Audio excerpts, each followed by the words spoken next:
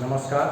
मुख्यमंत्री अभ्युदय निश्चित कोचिंग योजना में आप सबका सभी प्रतिभागियों का अभिनंदन है, स्वागत है। हम लोग सरफेस केमिस्ट्री पढ़ रहे थे। सरफेस केमिस्ट्री के 4 लेक्चर्स 4 लेक्चर हम लोगों ने समाप्त किए थे। आज हम लोग 5वां लेक्चर स्टार्ट करेंगे, लेकिन 5th लेक्चर स्टार्ट करने से पहले हम चौथे लेक्चर के लास्ट पोर्शन को रिवाइज कर दें, जिससे हमारे बच्चों को समझने में बहुत आसानी रहे। कोऑर्डिनेशन कंटिन्यूटी दोनों लेक्चर के बीच में बना रहे।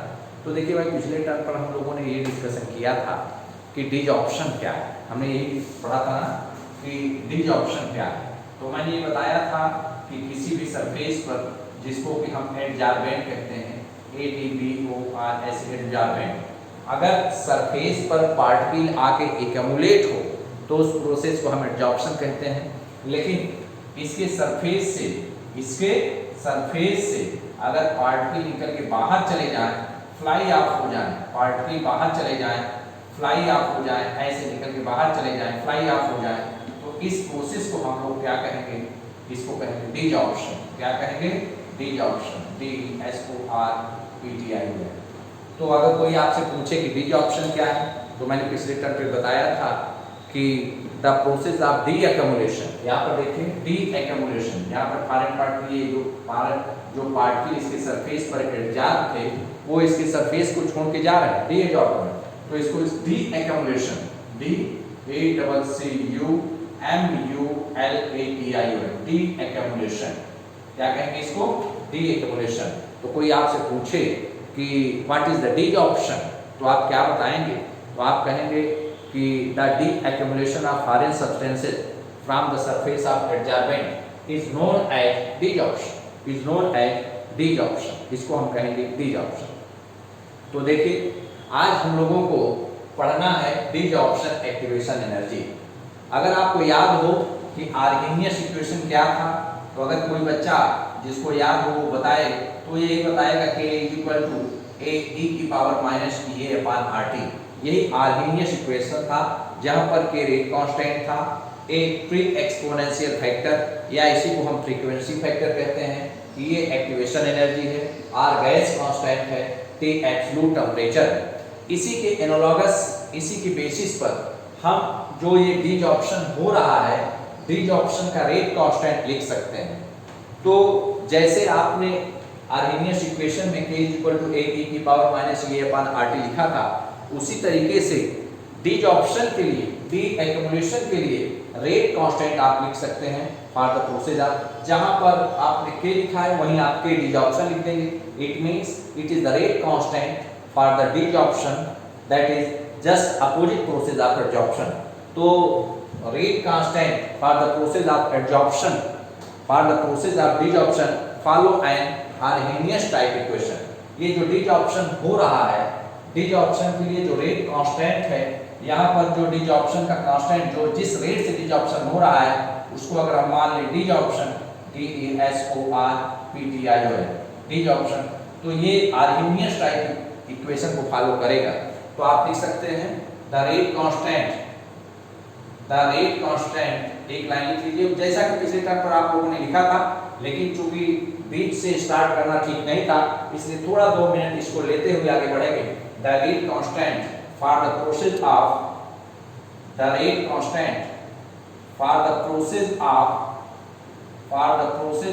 Desorption,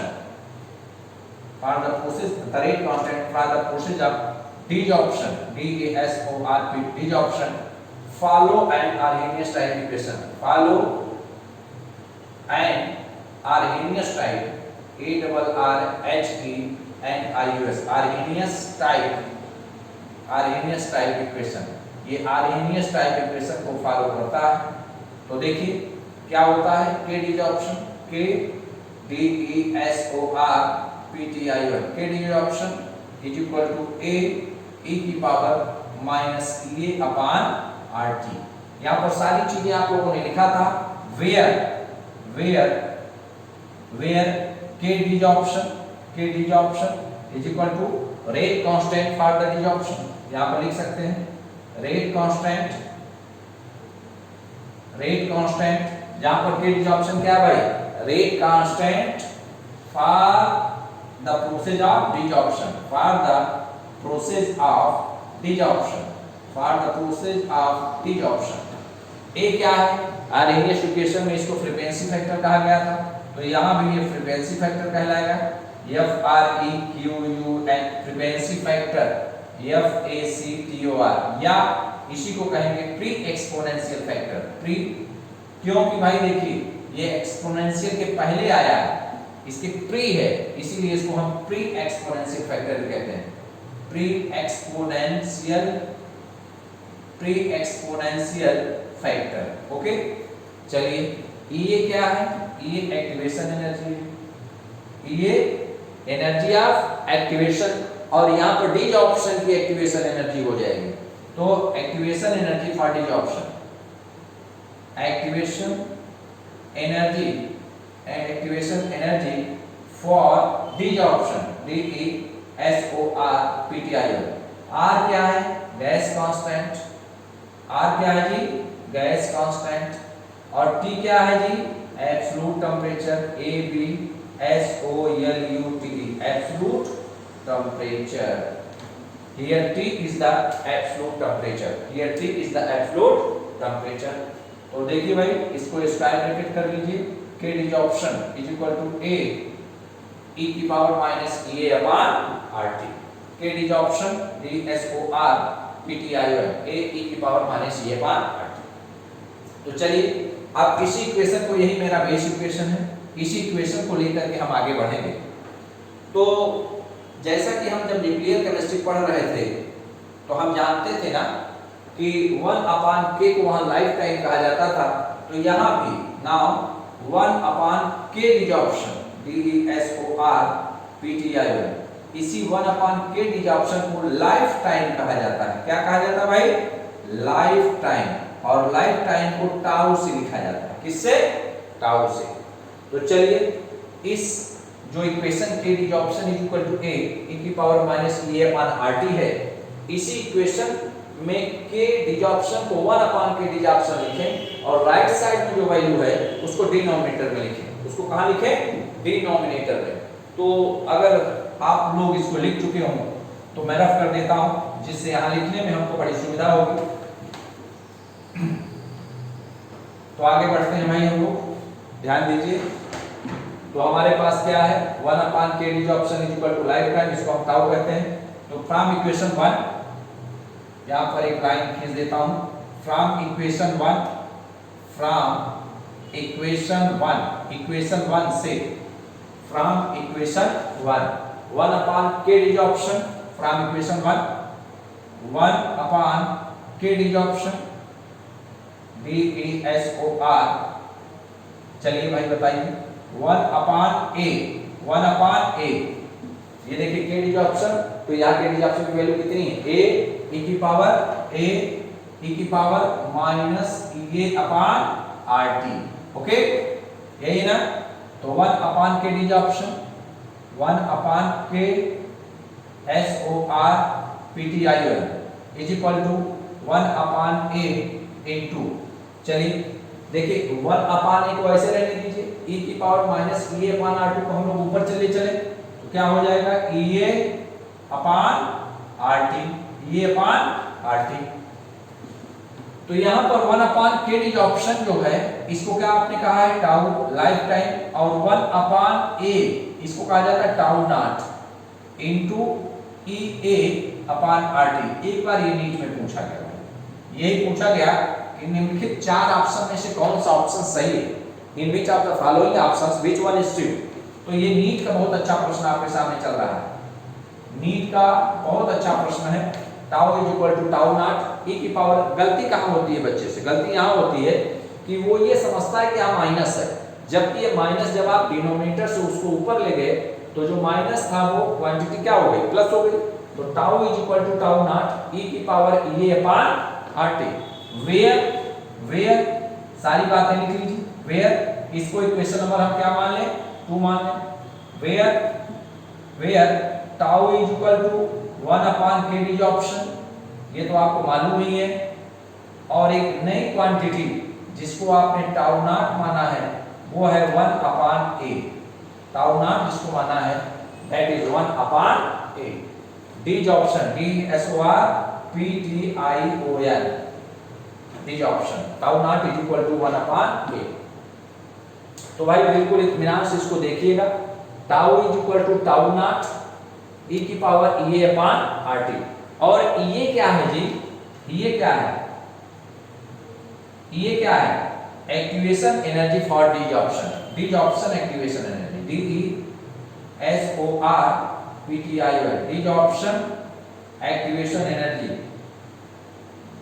D option activation energy, D option activation energy. चलिए आगे बढ़िए, डी ऑप्शन एक्टिवेशन एनर्जी। अब इसी इक्वेशन 2 को हम लोग टेकअप करेंगे और इसी इक्वेशन 2 से आगे बढ़ेंगे। कई बार इससे प्रश्न आया हुआ है। तो now from equation 2, now from equation 2, बताइए भाई इक्वेशन 2 क्या है, कहां इक्वेशन 2, ये है equation 2। Tau is equal to tau naught e की पावर e अपॉन RT, यही है ना, हाँ यही है। तो tau is equal to tau naught e की पावर e अपॉन RT, यही। दोनों तरफ का log ले लीजिए, लेफ्ट साइड का भी और राइट साइड का, taking log from both sides, taking log from, log का मतलब नेचुरल log ले लीजिए, टेकिंग लॉगरिथम ln, लॉगरिथम मैं लिख दे रहा हूं LOGAR, taking logarithm from both sides, from both sides, taking logarithm from both sides, logarithm ले लीजिए। तो लेफ्ट साइड का ln tau is equal to ln, और यहां पर क्या, टाउ नॉट e की पावर e अपॉन RT, यही है ना। तो एक फार्मूला आप लोगों के पास होता है, जैसा कि मैंने आपको बताया भी था कि ln m into n अगर कहीं है तो इसकी वैल्यू होती है ln m plus ln n, और अगर कहीं वैल्यू होती है ln p into q तो इसकी वैल्यू क्या होती है ln p plus ln q, और अगर कहीं वैल्यू होती है ln c into t तो इसकी वैल्यू होगी ln c plus ln t, यही वैल्यू होती है ना। तो चलिए भाई अब ये देखिए इसी फार्मूले का यूज करना है। यहां इसको m मान लीजिए, इसको m और इसको क्या मान लीजिए n, तो एक बार ln m और फिर प्लस ln n, यही वैल्यू होगी। तो ये वैल्यू हो गई ln tau is equal to ln tau naught plus ln e की पावर e अपॉन RT, यही ना। तो एक फार्मूला और देखिए, आपको एक फार्मूला और देखिए, एक फार्मूला और ये होता है ln, यहां पर ही बेस e की power x is equal to x, अगर कहीं ln e की पावर p और यहां बेस e तो ये वैल्यू p, मतलब e की पावर जो वैल्यू रहती है वही यहां पर आ जाती है, इसका मान हो जाता है। या e की पावर p है तो इसकी वैल्यू p हो जाएगी। अगर हम लिखें ln e बेस e की पावर t तो इसकी वैल्यू t हो जाएगी। तो यहां बताइए ln और नेचुरल लॉग है, नेचुरल है इसमें बेस e होता है, तो ln base e a upon RT, तो ये अपॉन RT ही इसका आंसर होगा ना। तो ये हो जाएगा ln tau is equal to ln tau naught plus e a upon RT, e a upon RT। अब इसको मानिए इक्वेशन नंबर 3, इक्वेशन नंबर 3। तो देखिए अब इस इक्वेशन को, जो इक्वेशन 3 है, इस इक्वेशन को हम टू डिफरेंट टेम्परेचर पर कंसीडर करेंगे। एक टेम्परेचर T1 पर, और हम ये मानेंगे कि उस टेम्परेचर T1 पर जो लाइफ टाइम है वो टाउ1 है, और दूसरे टेम्परेचर T2 पर जो लाइफ टाइम है वो टाउ2 है। तो एक बार हम T1 रखेंगे यहाँ, तो टाउ की जगह टाउ1 रखेंगे, T1 की जगह T2 रखेंगे टेम्परेचर T2 पर, तो लाइफ टाइम की जगह टाउ2 रखेंगे। तो देखिए कैसे आगे बढ़ते हैं हम लोग, एक एक स्टेप सीखते जाएंगे। और इसका फार्मूला कई बार आपसे पूछा गया है, जैसे मैं इसको डिराइव कर रहा हूं वैसे आपसे, तो ln tau is equal to ln tau naught plus e upon RT। Now considering, now considering CONSI, now considering the equation 3 at two different temperatures, तो दो भिन्न टेम्परेचर पर हम इसको कंसीडर करेंगे इक्वेशन नंबर 3 को। तो at temperature T1, lifetime tau is equal to tau 1, मामला क्लियर। फिर क्या, एट टेम्परेचर T2, यहां पर क्या है भाई, tau is equal to tau 2,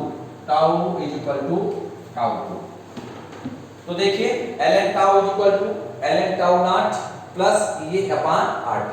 तो नाउ कंसीडरिंग इक्वेशन 3,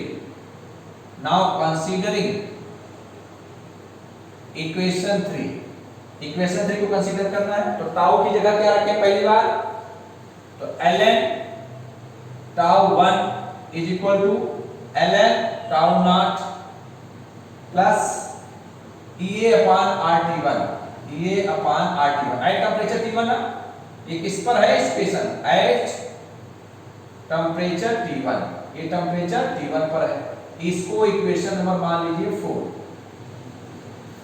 अब नेक्स्ट एट टेम्परेचर T2 बोल ले, ये ln टाउ 2 की जगह tau 2 is equal to ln tau naught plus EA upon RT2 at temperature T2,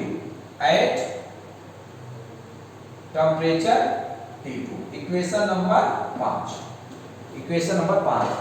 तो इक्वेशन 5 में से इक्वेशन 4 को घटा दीजिए, subtracting equation 4 from 5, fifth equation में से फोर्थ इक्वेशन को सब्ट्रैक्ट करना है।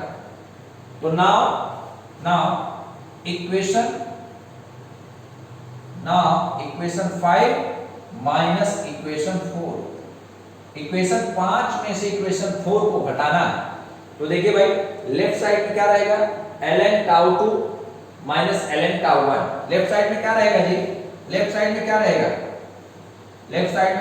ln tau 2 minus ln tau 1। Right side में चलिए, राइट साइड में देखिए जब इसमें से इसको घटाएंगे तो ये क्वांटिटी क्या हो जाएगी, अरे पूरा लिख देता हूं मैं भाई, ln tau naught plus EA upon RT2, okay, minus ln tau naught plus EA upon RT1, यही है ना, बिल्कुल एग्जैक्ट यही चीज है। तो देखिए राइट साइड को हम लोग सॉल्व कर लेते हैं, ln tau naught plus EA upon RT2, ये minus ln tau not minus EA upon RT1, okay. तो ln टाउ से ln टाउ नॉट कैंसिल, क्योंकि देखिए दोनों क्वांटिटीज बराबर है, एक प्लस में एक माइनस में। और ये चीज देखिए, इसको देखिए, एक फार्मूला लिखिए, फिर यहां पर एक फार्मूला क्या होता है भाई, ln m अपॉन n अगर कहीं लिखा है तो इसकी वैल्यू होती है ln m minus ln n। अगर कहीं लिखा होता है ln p अपॉन q तो इसकी वैल्यू होती है ln p minus ln q, ये वैल्यू होती है ना। तो ये देखिए ln m minus ln n, इस चीज को आप m मान लीजिए, और इसको क्या मान लीजिए, n मान लीजिए।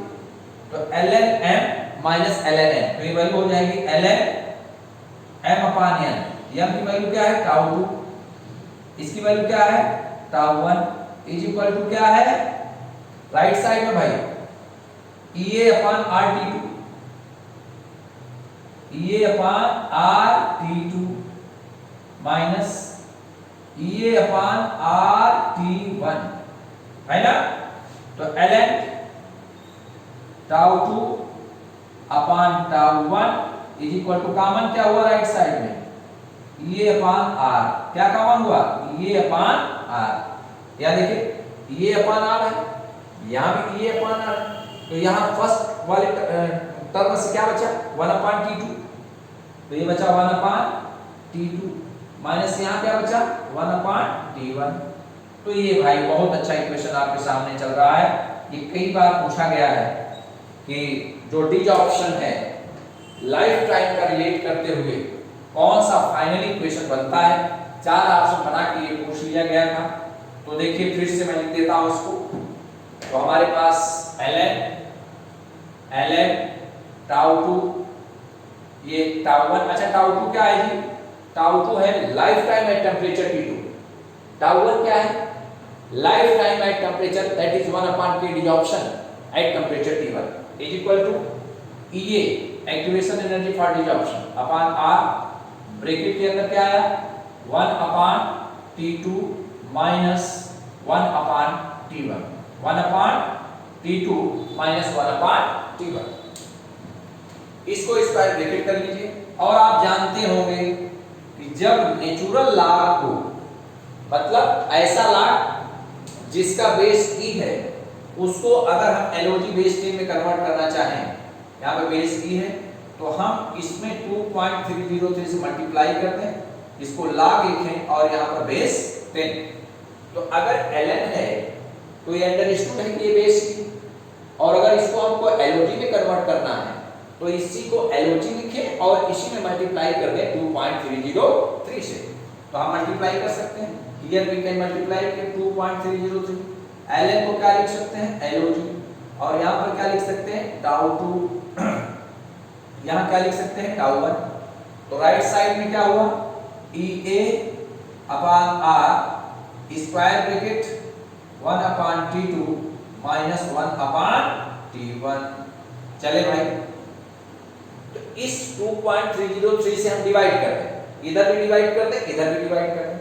तो इधर जब डिवाइड किया तो ये खत्म, और इधर 2.303 के साथ आ जाएगा ना 2.303 into R आ जाएगा। तो log τ2 upon τ1 is equal to EA upon 2.303 R square bracket 1/T2 minus 1/T1। तो this is final expression, this is the final expression relating the lifetime at two temperature T1 and T2 with the activation energy gas constant। तो इस equation को याद रखिएगा, कई बार ये equation पूछा गया है कंपटीशन में, नीट में तो कई बार पूछा गया है कि निम्नलिखित 4 ऑप्शन में से कौन सा ऑप्शन सही है। तो भाई हम लोगों ने कहां से शुरू किया था, तो हम लोगों को 3 इक्वेशन याद रखना है। पहले नंबर पर एक इक्वेशन याद रखना है कि जो आर्हेनियस इक्वेशन होता है वो डी ऑप्शन या डी एक्युमुलेशन के केस में भी इंप्लीमेंट होता है, क्योंकि जो डी एक्युमुलेशन या डी ऑप्शन का प्रोसेस है वो आर्हेनियस टाइप इक्वेशन को फॉलो करता है। तो एक इक्वेशन ये याद रखना है जो कि रिनाउंड इक्वेशन आप जानते हैं, K desorption is equal to a e की power minus a upon RT। दूसरा इक्वेशन क्या याद रखना है, tau is equal to tau naught e की पावर। देखिए गलती क्या होती है, माइनस लगा के बच्चा लिखता है, लेकिन माइनस नहीं है, a अपॉन RT। तीसरे नंबर पर क्या याद रखना है, ln tau 2 upon tau 1 is equal to a upon R और ब्रैकेट के अंदर 1/T2 माइनस 1/T1 ये लिखता है ना, या ln को हम क्या करते हैं LOG base 10 tau 2 upon tau 1 is equal to a upon 2.303 R 1/T2 minus 1/T1। This is the final expression. तो ये पहला फार्मूला आपको याद रखना है। सेकेंड फार्मूला ये वाला याद रखना है। यहाँ पर टाउ क्या था जी, यहाँ पर tau is equal to 1/k desorption, यही था ना, और टाउ नॉट क्या था, तो tau naught is equal to 1/a था। तो ये इतने इक्वेशन आपको याद रखना है। फाइनली जो हम लोगों ने डिस्कशन किया, जो हम लोगों ने इतनी देर तक चीजों को पढ़ा, तो उसका फाइनल कंक्लूजन ये 5 इक्वेशन है। इन पांचों इक्वेशन को आपको याद रखना है। और अब फ्रीडलिक एडजॉर्प्शन आइसोथर्म हमने सबसे पहले पढ़ा था, उसमें ये पढ़ा था कि फ्रीडलिक साहब ने मल्टीलेयर एडजॉर्प्शन को एज्यूम किया था। उन्होंने कहा था कि किसी भी सॉलिड सरफेस पर गैस का मल्टीलेयर एडजॉर्प्शन पॉसिबल है, लेकिन हाई प्रेशर पर लैंगुलर एडजॉर्प्शन आइसोथर्म में फेल हो गया।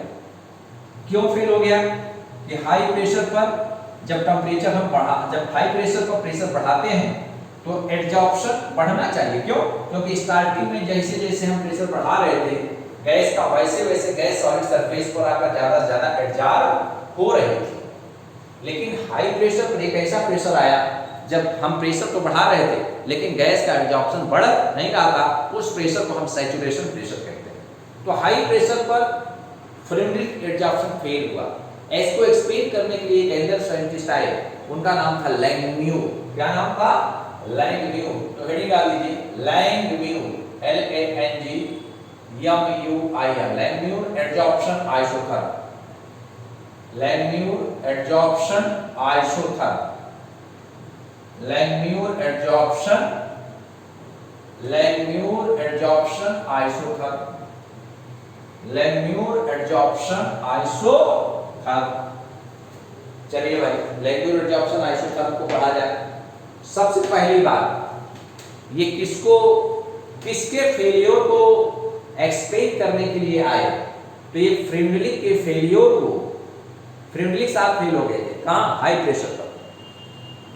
इसको एक्सप्लेन करने के लिए लैंगम्यूर आए। लैंगम्यूर ने क्या कहा कि ए भाई फ्रेमलिक, आपने यही माना था कि किसी भी सॉलिड सरफेस पर हमने माना कि एडजॉर्बेंट है, ADF एडजॉर्बेंट है। इस पर हमारे जो भाई फ्रेमलिक थे उन्होंने क्या माना था? उन्होंने ये मान लिया था कि मल्टी लेयर एडजॉर्प्शन पॉसिबल है। ये किसने माना था? Multi layer. किसने? ये फ्रेमलिक ने, FRUNDLICH। यही गलती हो गई थी फ्रेमलिक से। तो लैंगम्यूर ने कहा कि अगर आप मोनोलेयर मानते कि किसी सॉलिड सरफेस पर गैस का एडजॉर्प्शन मोनोलेयर ही रेस्ट्रिक्टेड होता है, मल्टी लेयर एडजॉर्प्शन पॉसिबल नहीं है, तो आप सफल हो जाते।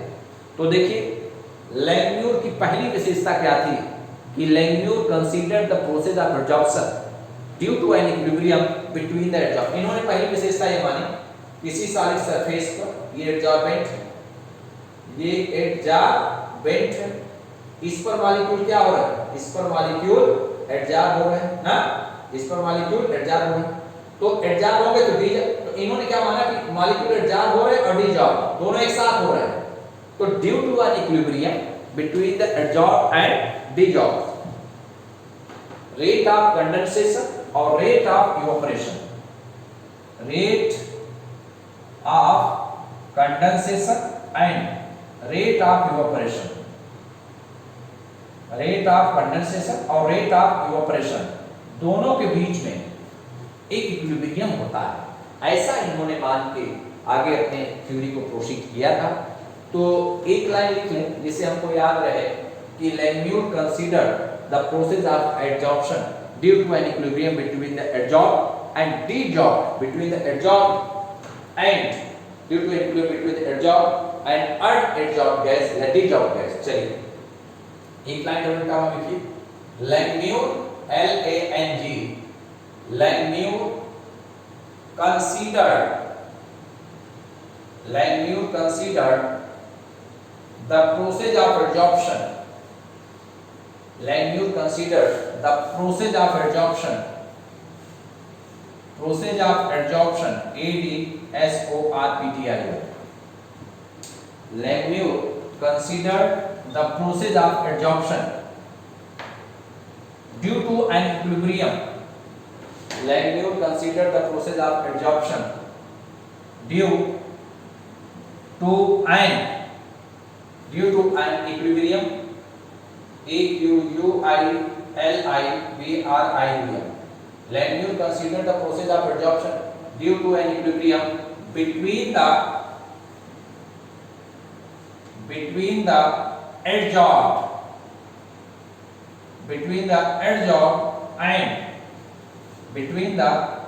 and unadsorbed gas, ADSORBD, between the adsorbed and unadsorbed gas.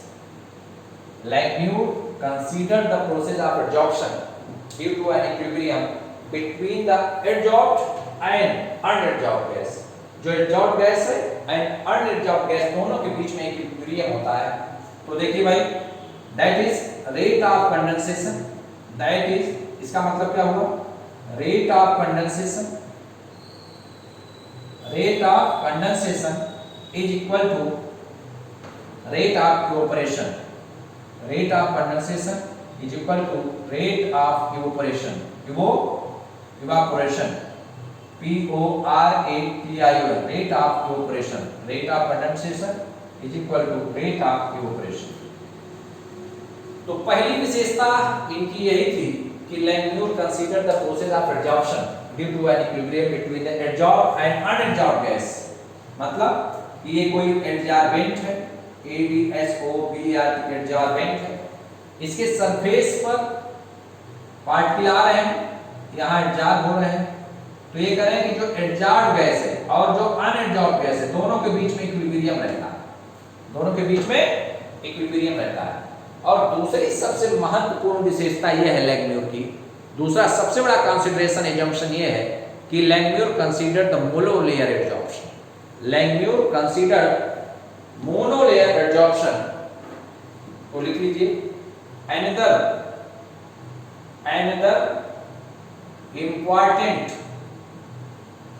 another important consideration, another important consideration of Langmuir is that monolayer adsorption takes place, monolayer adsorption, तो मोनोलेयर को आप सर्किल कर लीजिए, अंडरलाइन कर लीजिए, monolayer adsorption takes place, monolayer adsorption takes place, क्या होता है, takes place. Another important consideration of Langmuir is that monolayer adsorption, ADSORPTION, monolayer adsorption takes place। तो देखिए हमने दो बातें बताई कि लैंगम्यूर की पहली जो एजम्पशन था, पहला एजम्पशन था equilibrium between the adsorbed and unadsorbed gas, rate of condensation is equal to rate of evaporation. दूसरे नंबर पर इन्होंने क्या कहा था कि ये मोनोलेयर एडजॉर्प्शन, और हमारे जो फ्रिमलिक साइंटिस्ट थे उन्होंने मल्टीलेयर, तो दोनों में बहुत कई बार प्रश्न पूछा गया कौन मोनोलेयर कौन मल्टीलेयर, तो जो फ्रिमलिक साहब थे वो मल्टीलेयर FMT मल्टीलेयर, और जो लैंगम्यूर साहब थे इन्होंने मोनोलेयर को कंसीडर किया। अब नेक्स्ट कि लैंगम्यूर एडजॉर्प्शन आइसोथर्म को डिराइव करना है, तो इसको मैं इरेज कर देता हूँ, रब कर देता हूँ और इसी के नीचे लिखता हूँ। अब एक छोटी सी टिक डाल दीजिए, Langmuir adsorption isotherm can be derived as, Langmuir adsorption isotherm, छोटी सी हेडिंग डाल दीजिए, Langmuir adsorption isotherm, Langmuir adsorption isotherm, Langmuir adsorption isotherm can be derived as follows, FVLOWS, ठीक है। Langmuir adsorption isotherm can be derived as follows, ऐसे derive किया जा सकता है। तो चलिए सबसे पहली बात क्या है, कोई सॉलिड सरफेस है, इस सॉलिड सरफेस पर गैस के पार्टिकल आके एडजॉर्ब हो रहे हैं, तो सबसे पहले नंबर पर हमने माना कि let number of gas molecules hitting per centimetre square surface area per second, ये हमारा एडजॉर्बेंट है, सॉलिड सरफेस है, इस पर गैस के पार्टिकल आके एडजॉर्ब हो रहे हैं, गैस के पार्टिकल इस पर एडजॉर्ब हो रहे हैं, तो हमने माना कि 1 centimetre surface square, 1 centimetre square हमने कितना लिया, 1 सेंटीमीटर स्क्वायर सरफेस एरिया, और 1 सेकेंड में जो गैस के पार्टिकल इसको हिट कर रहे हैं, आगे हिट कर रहे हैं 1 सेंटीमीटर स्क्वायर, 1 सेंटीमीटर स्क्वायर आप ले लीजिए, 1 सेंटीमीटर स्क्वायर सरफेस एरिया पर जो गैस के पार्टिकल आके इसको हिट कर रहे हैं उनको हमने मान लिया म्यू। क्या मान लिया है, mu, number of gas particles hitting the 1 centimetre square surface area per second. तो पहले नंबर पे नंबर ऑफ, फर्स्ट नंबर पे number of gas particles, number of gas particles, number of gas particles hitting, HITTING, number of gas particles hitting 1 centimetre, hitting per centimetre square surface area per second, तो इसकी value क्या होगी, mu होगी, mu. अब दूसरी बात यह है कि अगर म्यू नंबर ऑफ पार्टिकल आके इस पर 1 सेंटीमीटर स्क्वायर सरफेस एरिया पे हिट कर रहे हैं, तो इसमें से सब जरूरी थोड़ी है कि सब इस पर आके चिपक ही जाए। तो हम मान लें कि जितने पार्टिकल इसके सरफेस पर हिट कर रहे हैं उसमें से कांस्टेंट फ्रैक्शन, उसमें से कांस्टेंट एक बिल्कुल निश्चित भार इस पर एडर हो रहा है। तो हम लिख सकते हैं क्या कि let a constant fraction of the hitting molecules adhere, let a constant fraction of molecules adhere, let a constant fraction, let a constant fraction of molecules adhere, adhere is equal to क्या, alpha. तो याद रखिएगा हमने क्या माना कि constant fraction जो molecule आके इस पर हिट कर रहे हैं उसमें से अल्फा भाग इस पर आके एडर हो रहा है। तो अब तीसरे नंबर पर नंबर ऑफ मॉलिक्यूल्स, अब देखिए भाई 1 सेंटीमीटर सरफेस स्क्वायर एरिया पर, 1 सेंटीमीटर स्क्वायर सरफेस एरिया पर, ये 1 सेंटीमीटर स्क्वायर सरफेस एरिया, इस सरफेस एरिया पर mu number of molecules 1 second में हिट कर रहे हैं और उसमें से अल्फा इस पर एडर कर रहे हैं।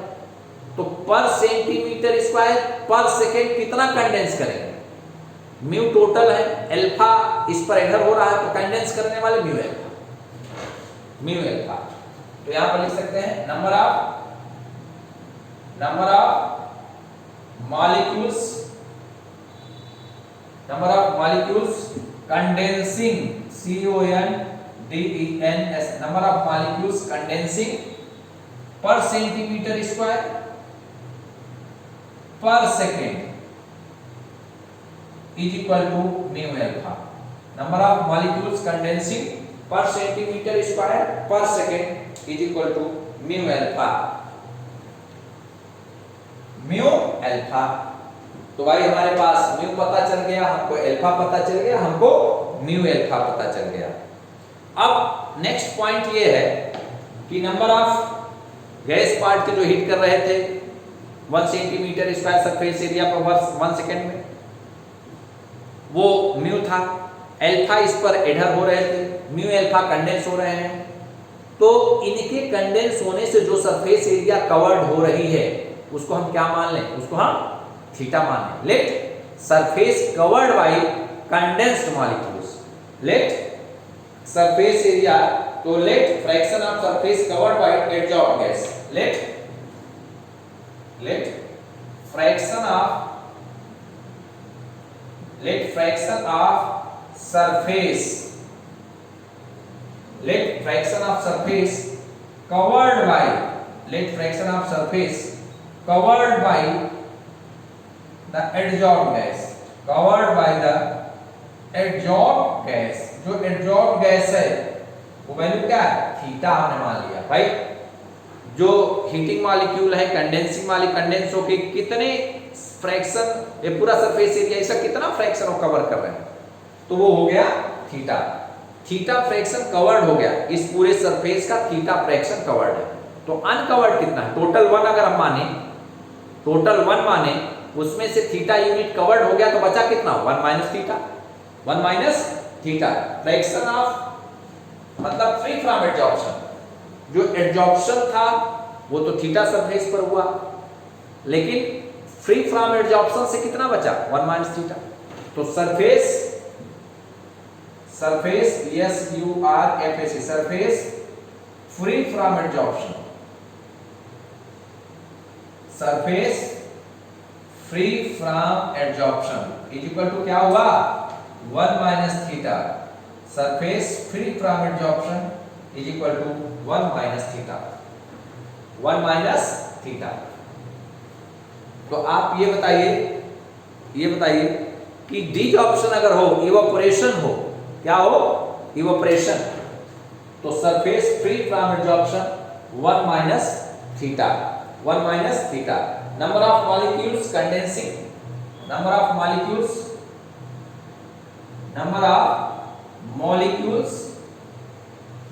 मॉलिक्यूल्स कंडेंसिंग पर सेंटीमीटर स्क्वायर पर सेकेंड तो इज इक्वल टू कितना हो जाएगा 1 minus theta into mu alpha. यही ना, इसको इक्वेशन नंबर 1 मान लीजिए, इसको इक्वेशन नंबर।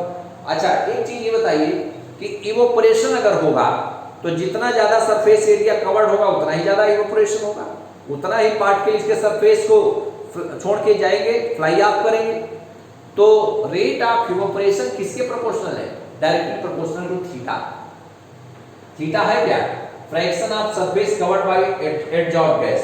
जो एडजॉर्ब गैस है वो एडजॉर्ब गैस जितने ज्यादा सरफेस पर रहेगी जितनी ज्यादा मात्रा में रहेगी उतना ही अच्छा डिजॉर्प्शन होगा। तो आप यहां लिख सकते हैं क्या नेक्स्ट पॉइंट में लिख सकते हैं भाई इसके आगे कि रेट ऑफ इवोपरेशन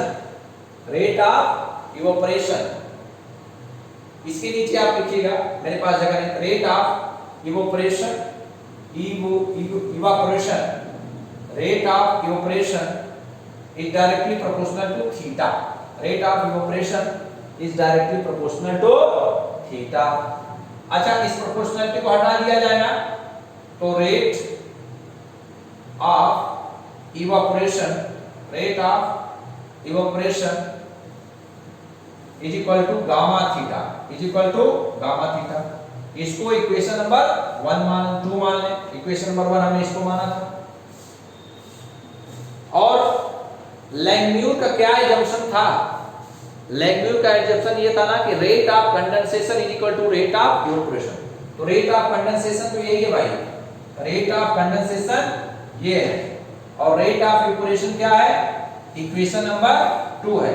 तो हम लिख सकते हैं क्या कि then according to Langmuir that is rate of condensation is equal to rate of evaporation। तो आप लिखिए now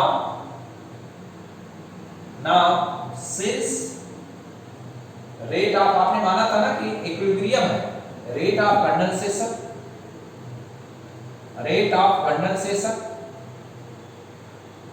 is equal to rate of rate of evaporation rate of condensation is equal to rate of evaporation। चलिए भाई तो rate of condensation बताइए rate of condensation यही तो है 1 minus theta rate of condensation 1 minus theta mu alpha. इसको बताइए ये क्या वैल्यू है गामा थीटा। अब इसको सॉल्व किया जाए तो 1 minus theta mu alpha is equal to gamma theta. तो म्यू अल्फा को इस ब्रैकेट के अंदर मल्टीप्लाई किया जाए तो म्यू अल्फा को 1 से मल्टीप्लाई करेंगे तो value mu alpha minus theta को मल्टीप्लाई करेंगे म्यू अल्फा से तो mu alpha theta is equal to gamma theta. ये क्या दिख रहा है इधर भी थीटा इधर भी थीटा। इस क्वांटिटी को इस पैरामीटर को हम राइट साइड ले जा सकते हैं यहां माइनस है इधर क्या हो जाएगा प्लस। तो mu alpha is equal to gamma theta plus mu alpha theta. यहां से थीटा थीटा कॉमन ना तो mu alpha is equal to gamma plus mu alpha ये और यहां पर थीटा कॉमन ले क्या कर लिए कॉमन थीटा क्या कर लिए जी कॉमन कर लिए। तो म्यू अल्फा बराबर तो यहां पर देखिए अगर इसको हम इधर कर लें इसको राइट साइड में कर लें और इसको क्या लिख सकते हैं हम ऐसे अरे भाई 2 + 3 है तो 3 + 2 नहीं लिख सकते। तो mu alpha plus gamma into theta is equal to क्या हुआ म्यू अल्फा। तो यहां से थीटा की वैल्यू निकाल सकते हैं ना। तो बताइए थीटा की वैल्यू बताइए थीटा की वैल्यू बताइए जी यहां से। Theta is equal to mu alpha upon mu alpha plus gamma. तो mu alpha upon mu alpha और प्लस क्या gamma. Theta is equal to mu alpha upon mu alpha plus gamma. तो हमारे पास एक बहुत रिनाउंड इक्वेशन आ गया, इसको याद रखिएगा। Theta is equal to mu alpha upon mu alpha plus gamma. और यहाँ पर गामा क्या था जी? इसी प्रोपोर्शनैलिटी को हटाने के लिए हम लोगों ने प्रोपोर्शनैलिटी कांस्टेंट लिया था ना। तो gamma is the proportionality constant PROPOTIONALI2। Gamma is the proportionality constant. Gamma is the proportionality constant. तो this is the square bracket for your next coming examination. ये कंपटीशन का बहुत अच्छा प्रश्न है भाई। ऐसे भी लिखा जा सकता है लैंग्वेज एडजॉर्प्शन आइसोथर्म को mathematical form. Theta equal to mu alpha upon mu alpha plus gamma. अच्छा याद रखिए कि ये कोई सॉलिड सरफेस है। इस सॉलिड सरफेस पर हिट करने वाले, इस पर कोलाइड करने वाले, अटैक करने वाले जो मॉलिक्यूल की संख्या थी उनकी, उसको हमने माना था म्यू। तो जितना से ज्यादा मॉलिक्यूल इस सरफेस को हिट करेंगे, मतलब म्यू जितने ज्यादा से ज्यादा पार्टिकल, गैस के पार्टिकल इसके सरफेस को हिट करेंगे, प्रेशर उतना ही ज्यादा होगा ना। बिल्कुल, इसका मतलब कि mu is directly proportional to P. Mu is directly proportional to P. तो since mu is directly proportional to P, P माने प्रेशर। अच्छा ये प्रोपोर्शनलिटी को हटा सकते हैं ना, प्रोपोर्शनलिटी का स्टैंड ले लें, म्यू बराबर kp। इसको इक्वेशन नंबर आप क्या मान लें? इसको इक्वेशन नंबर आप 3 मान लें। ये क्या है 4। तो म्यू की वैल्यू kp है ना, तो इसमें रख सकते हैं, बिल्कुल रख सकते हैं जी। तो नाउ फ्रॉम, ये देखिए ये बहुत इंपॉर्टेंट है भाई, ये नीट का बहुत अच्छा क्वेश्चन है, important for NEET, important for JEE also. तो देखिए अगर हम म्यू इक्वल टू kp रखें, now from equation 3 and 4, now from equation 3 and 4, now from equation 3 and 4, तो theta is equal to mu की जगह पर क्या रखें? k p alpha upon mu की जगह पर k p अल्फा प्लस क्या गामा ना। तो k और अल्फा दोनों कांस्टेंट, k अल्फा कांस्टेंट, तो हम किससे डिवाइड कर दें? Divided by k alpha. तो k अल्फा, चलो यहाँ पे p अल्फा यही तो था, अपान k p, हमको डिवाइड करना है किससे? k अल्फा से। तो हमने डिवाइड कर दिया ऊपर k अल्फा से, नीचे आई k p alpha, k p alpha अपान क्या? k alpha plus gamma upon k alpha, यही ना। तो अल्फा से अल्फा कैंसिल, a से k कैंसिल, अल्फा से अल्फा कैंसिल, a से k कैंसिल। तो भाई बताइए क्या बचा ऊपर? ऊपर बचा p, नीचे आइए, नीचे क्या बचा? p, और यहां पर क्या बचा?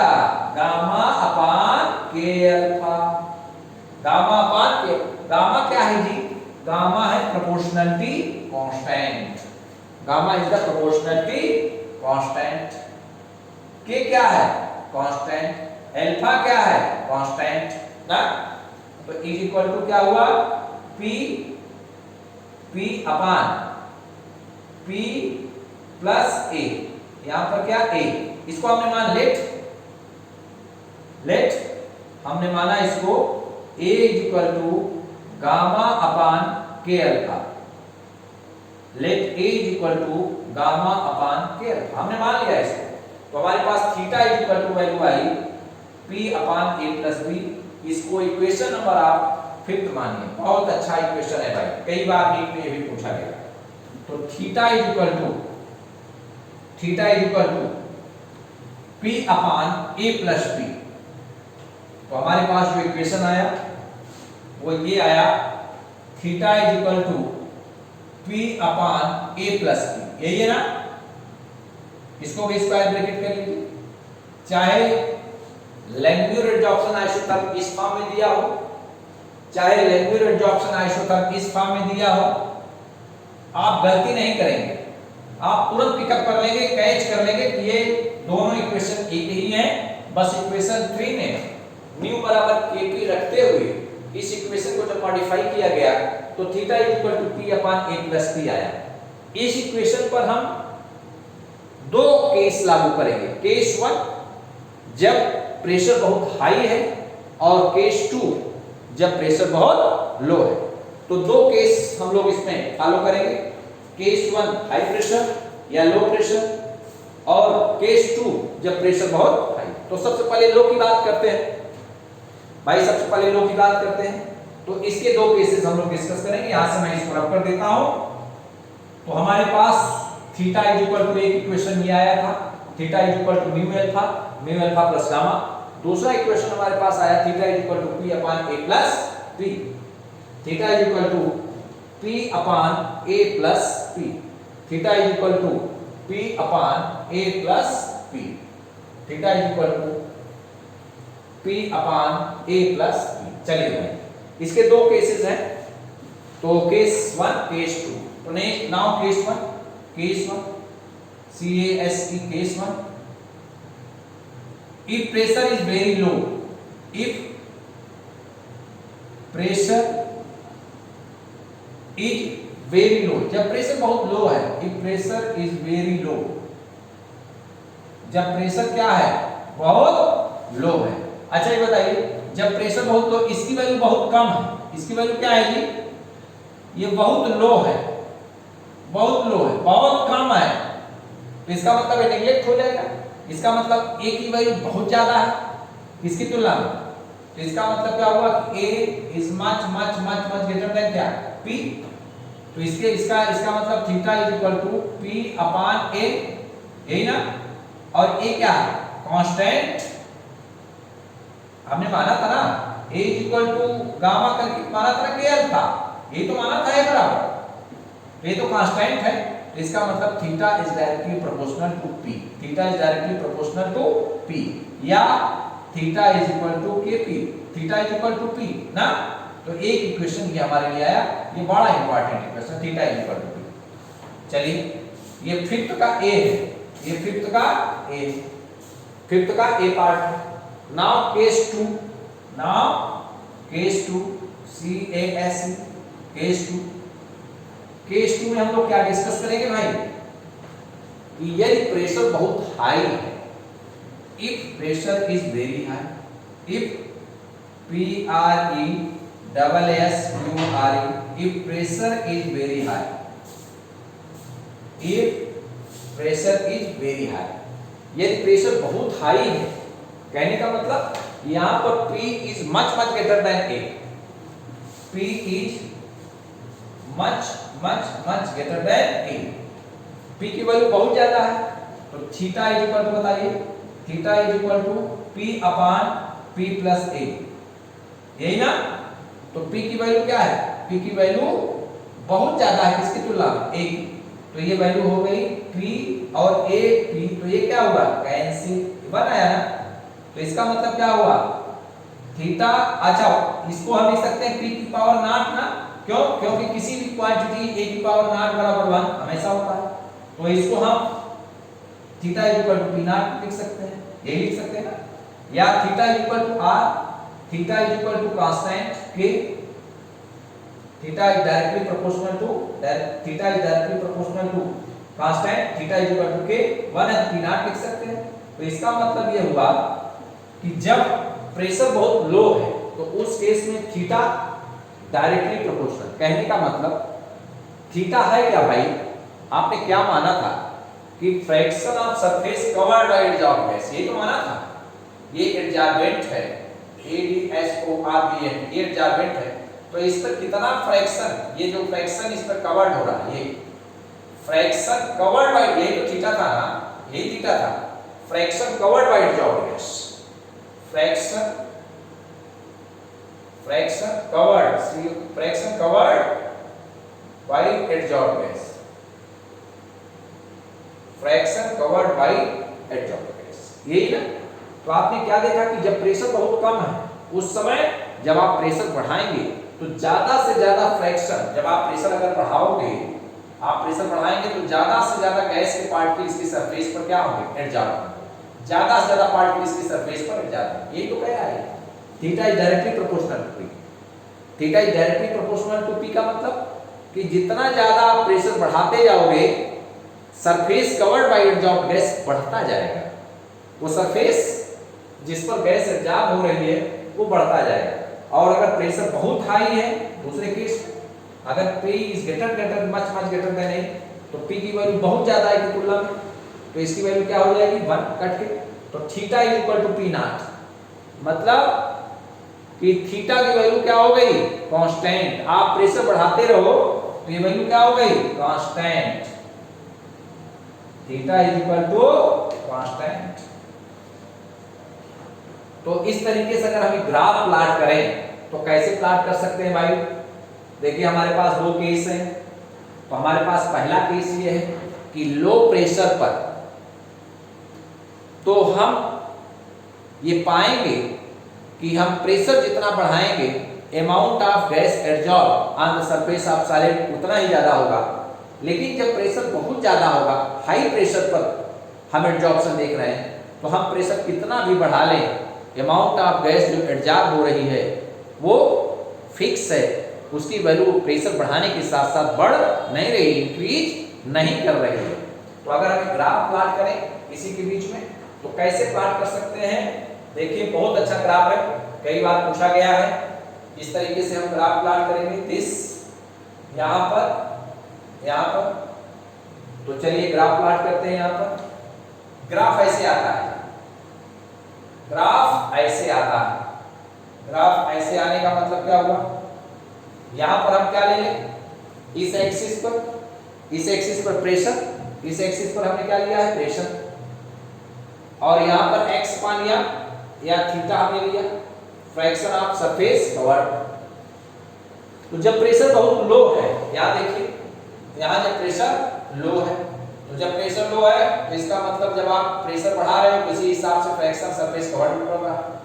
जब आपने 0 unit, 1 unit, 2 unit, 3 unit, 4 unit, 5 unit, 1 unit, 2 unit, 3 unit, 4 unit, 5 unit. जब आपने 3 यूनिट किया तो ये भी 3 यूनिट, जब आपने 4 यूनिट किया तो ये 4 यूनिट, जब आपने 5 यूनिट किया तो ये 5 यूनिट। ओके, यही है ना भाई? बिल्कुल। तो ये थीटा है और ये क्या है, प्रेशर। तो यहां पर यही केस लागू है, theta is directly proportional to P या theta is equal to K P. ये भी तो हो सकता है भाई, इस प्रोपोर्शनलिटी को हटा दिए तो थीटा इज इक्वल टू क्या लिख दिए, केपी। तो इस ग्राफ के लिए मैं इसको यहां से रख कर देता हूं और लिखता हूं। यहां पर देखिए थीटा, इस केस के लिए theta is equal to K P, theta is equal to K P. और ये जो रेंज है, ये वाली रेंज, ये रेंज यहां से यहां तक की जो रेंज, ये रेंज है भाई, यहां theta is directly proportional to P, तो यहां पावर क्या है, यहां 1 है ना, तो हम कह सकते हैं कि यहां फर्स्ट ऑर्डर, यहां फर्स्ट ऑर्डर एडजॉर्प्शन लागू हो रहा है, फर्स्ट ऑर्डर, यहां पर first order adsorption, ADSOR first order adsorption. तो यहां पर theta is equal to K P, first order adsorption, first order adsorption, first order adsorption, ADSOR। और यहां पर क्या होगा, intermediate theta is equal to P upon A plus P।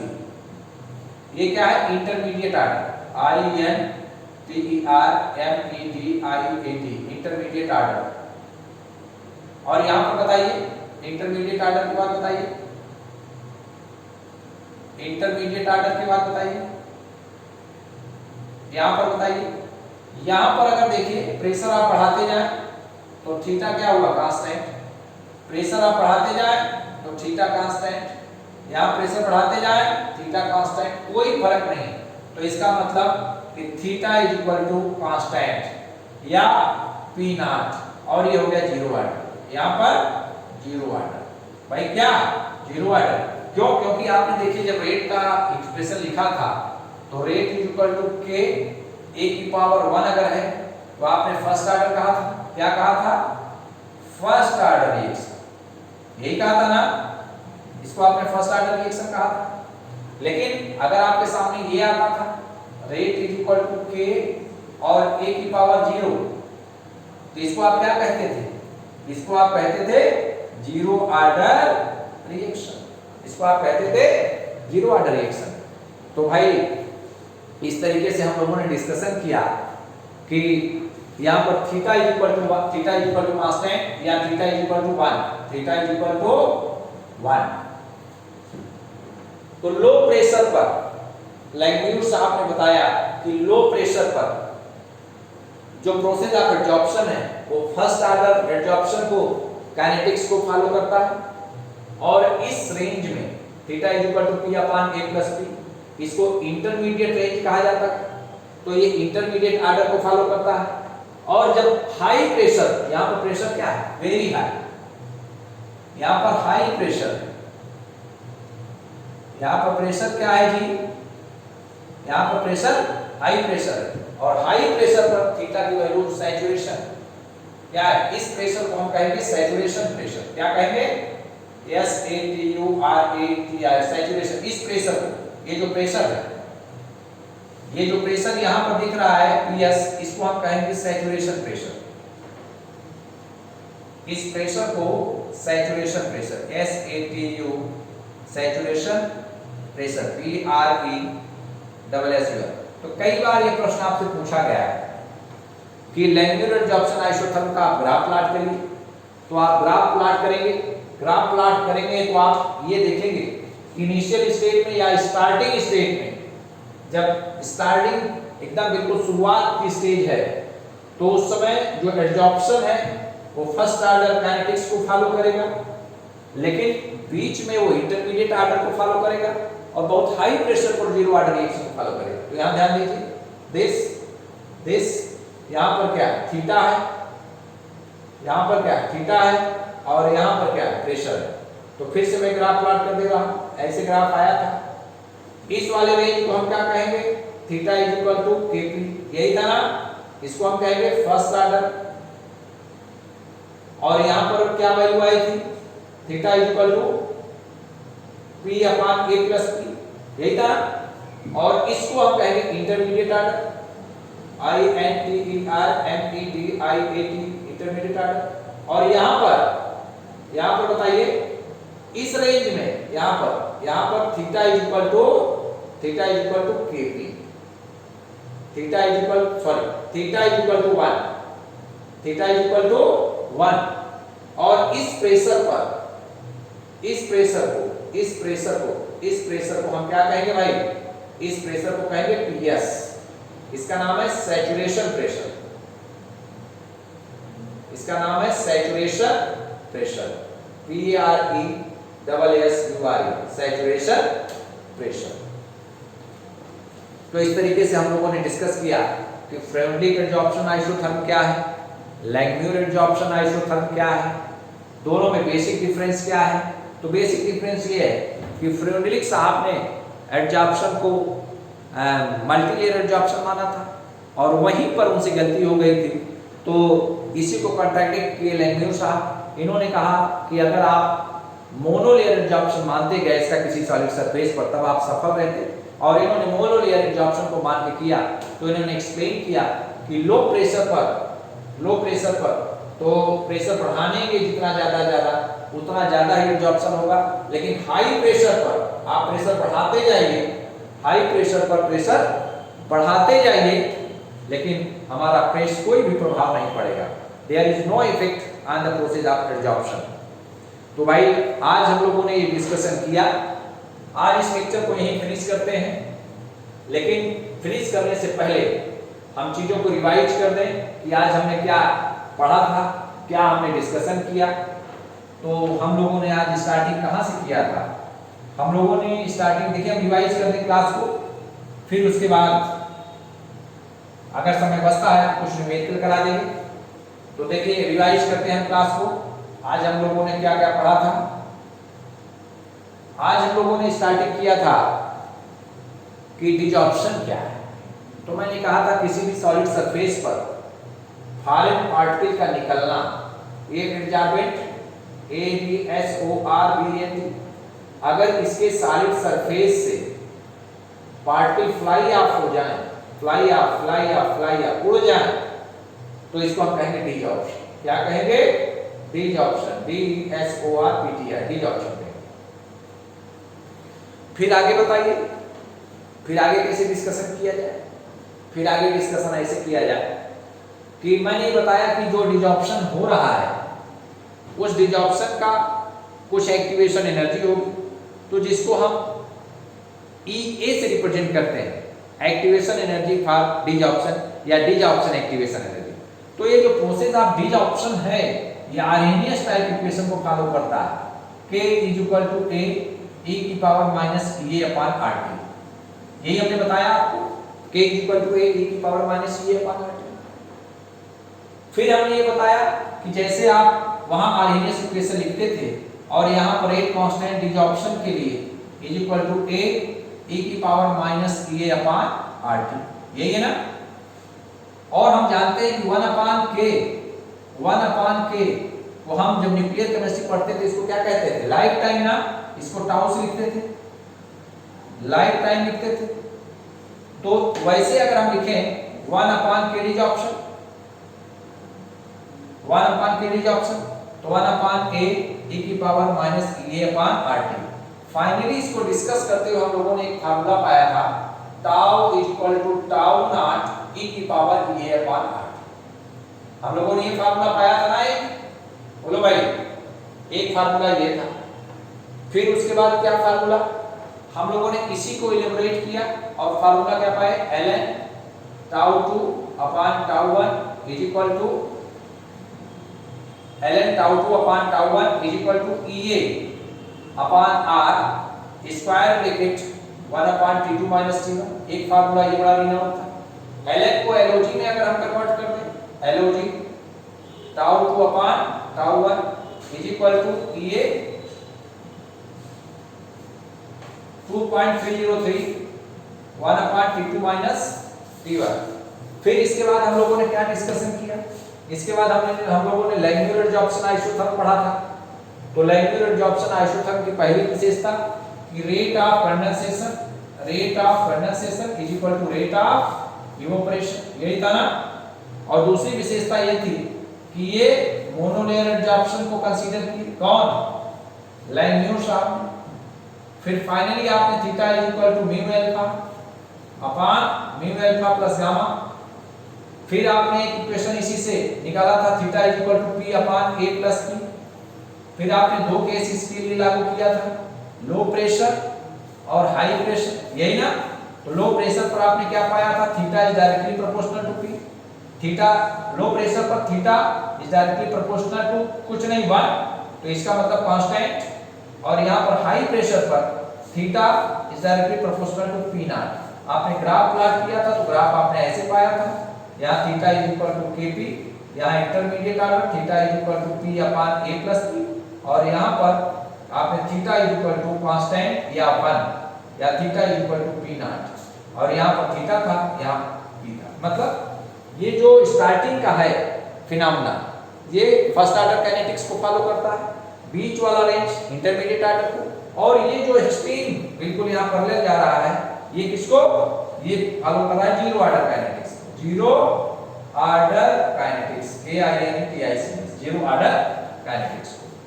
इस तरीके से हम लोगों ने डिस्कस किया फ्रेमलिक एडजॉर्प्शन आइसोथर्म, और इसके बाद हम लोग आगे डिस्कस करेंगे नेक्स्ट टर्म पर। लेकिन तब तक के लिए अलविदा, नमस्कार। खूब पढ़ते रहिएगा, हमारी शुभकामनाएं आपके साथ में। अलविदा, नमस्कार।